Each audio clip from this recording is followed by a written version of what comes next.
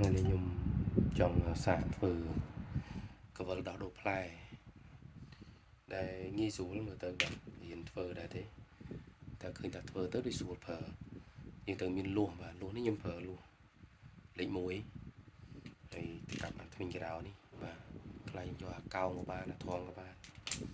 ហើយខ្ញុំប្រើសោតូបាទសំខាន់ណាស់ត្រូវតែមានហើយនឹងតកាប់សម្រាប់កាត់មុខវាតិចតួចបាទឬយើងមិនបាច់ប្រើតកាប់ហ្នឹងក៏បានយើងប្រើម៉ូទ័រកាត់ក៏បានដែរបាទខ្ញុំក៏មានម៉ូទ័រដែរបាទម៉ូទ័រប្រើភ្លើងហើយយើងមានតកាប់មួយទៀតបាទសម្រាប់ចាប់ក្រៀកវាបាទហ្នឹងដំបូងយើងតម្រង់លួសយើងចេញពីនេះចេញពីដុំហ្នឹងឲ្យបានបាទវាយនេះទៅណាបាទវាយបាទវាចាអាមដៃគេចោលរៀងណាបាទហើយយើងកាត់មកតម្រង់វាត្រង់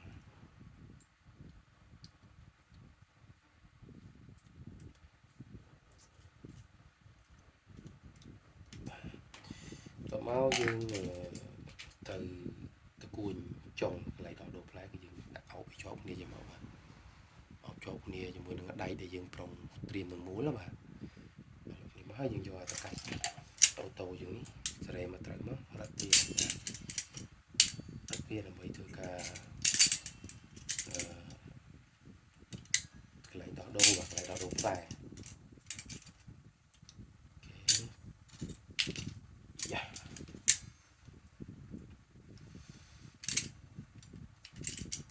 ខ្ញុំធ្វើនេះគឺយើងនិយាយទេបាទបាត់ពិសោធន៍មើល YouTube ខ្លះធ្វើខ្លះបាទអញ្ចឹងយើងបានរត់ជាប់គ្នាអញ្ចឹងមកហើយយើងពុតវាទៅ color ចឹងមកបាទឃើញទេបងប្អូនបាទមកយើងបបលវាមកល្មមស្អាតណាស់បាទ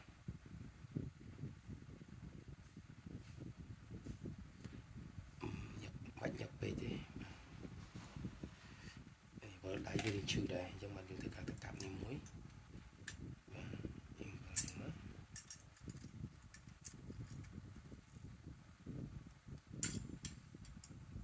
បាទ3ទៅ4ជុំទៅបានហើយបាទយកមកបាទបន្ទាប់ពីយើងបានមុខវាយើងអាចដោះទៅកាប់នេះមកបាទពីរុំហើយវាចេញអញ្ចឹងណាបាទ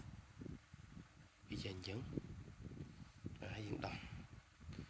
ដៃពុំយើងចេញមកបាទវាចេញបានអញ្ចឹងឃើញទេបាទបន្តមកទៀតវាចេញពុំអញ្ចឹង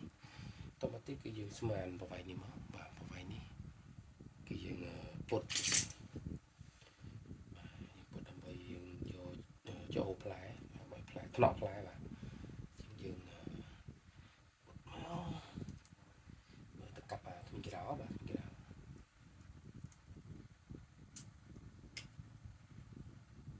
បាទនេះ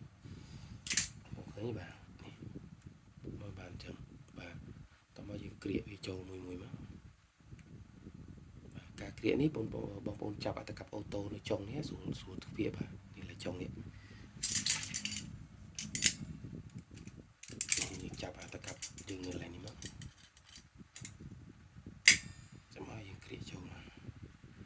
គឺវាចូលរុនមកសវល់វាមកបងប្អូនបាទយើងវល់រឿងមកវាចូលអស់បាទ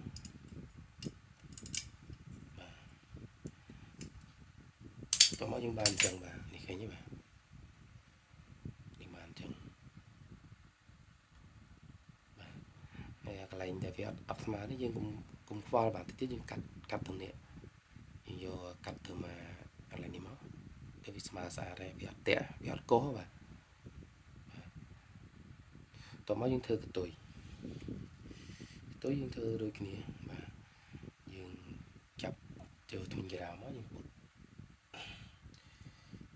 ពុតវាឲ្យស្មើជាសិនមកបាទតមកយើងកាត់បន្តិចទៅវាប្រវងស្អាតហើយយើងចាប់តាមពុតវាយកបាទ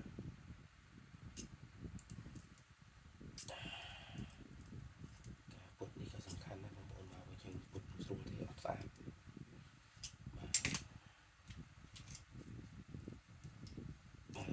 ហើយ ហើយខ្ញុំក៏មានតែកាប់នេះបាទតែកាប់នេះខ្ញុំកែច្នៃខ្លួនឯងនេះដើម្បីបវលកតុយលួងបងប្អូនខ្ញុំធ្វើមិនសូវស្អាតដែរទេប៉ុន្តែគាត់អាចប្រើបានបាទតោះមកយើងក្រៀកប៉ុន្តែមុនក្រៀកយើងដាក់កវលសិនបងប្អូនបាទខ្ញុំភ្លេចដាក់កវលអាចប្រើម៉ាកអីក៏បានដែរបាទខ្ញុំលេងតួខ្សែលេងកវលធម្មតាយើងរត់ចឹងមកឃើញទេបាទយើងរត់ចឹងមកហើយខ្ញុំប្រើតែកាប់ប្រើតែកាប់តែខ្ញុំកែច្នៃនេះកាប់នេះស្រួលបងប្អូនខ្ញុំមើលបាទខ្ញុំរត់ណាបាទខ្ញុំគាត់តែចាប់ពីចឹងមកហើយខ្ញុំកវលសៅអូតូខ្ញុំទៅពីទៅគូនចុងស្អាតបាទ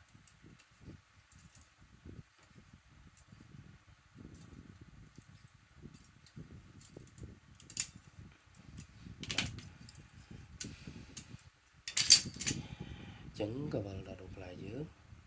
ចិត្តហើយបាទយើងបានចឹងបាទ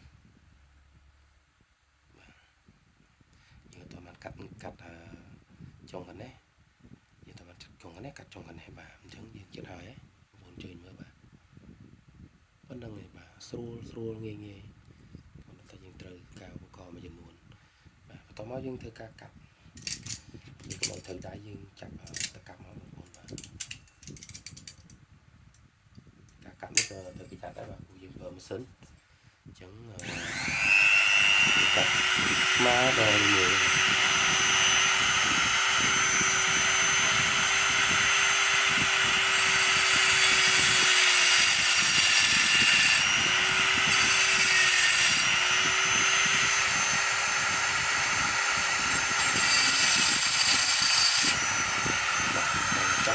ដាច់ទេបាទកាត់ដាច់ទេខ្លាចយើងដាច់ទៅវាអាចខ្ទាតចំមុខចំភ្នែកអញ្ចឹងយើងកាត់តែមានមុខហើយយើងកាត់ទីមកដាច់ហើយ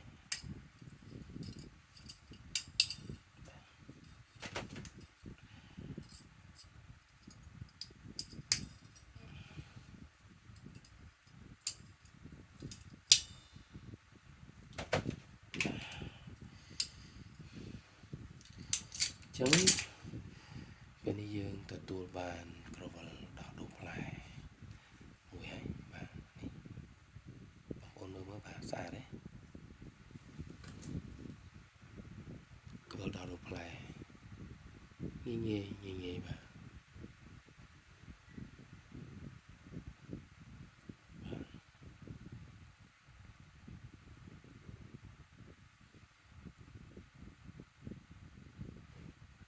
យើងបានក្រវិលដោះដូងផ្លែមួយទៅស្អាតបាទអញ្ចឹងបងប្អូនពេលដែលដាក់ផ្លែគឺយើងបាទ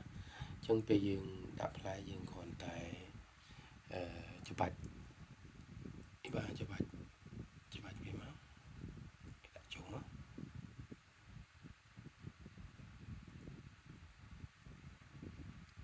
បាទអូខេបាទបងប្អូនឃើញទេបាទប៉ុណ្ណឹងបាទនឹងយើងអាចលេងបានណាបងប្អូនអាចប្រើកវលនេះក៏បានហើយកវលដែលខ្ញុំប្រើមុនក៏បានបាទទៅណាទេបាទ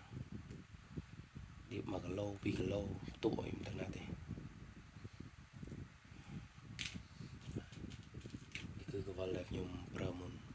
ខ្ញុំធ្វើមុនបាទអាចប្រើកវលនេះក៏បានកវលនេះសាមញ្ញបាទហើយសម្រាប់ casting ទីត្រូវហ្មងបាទ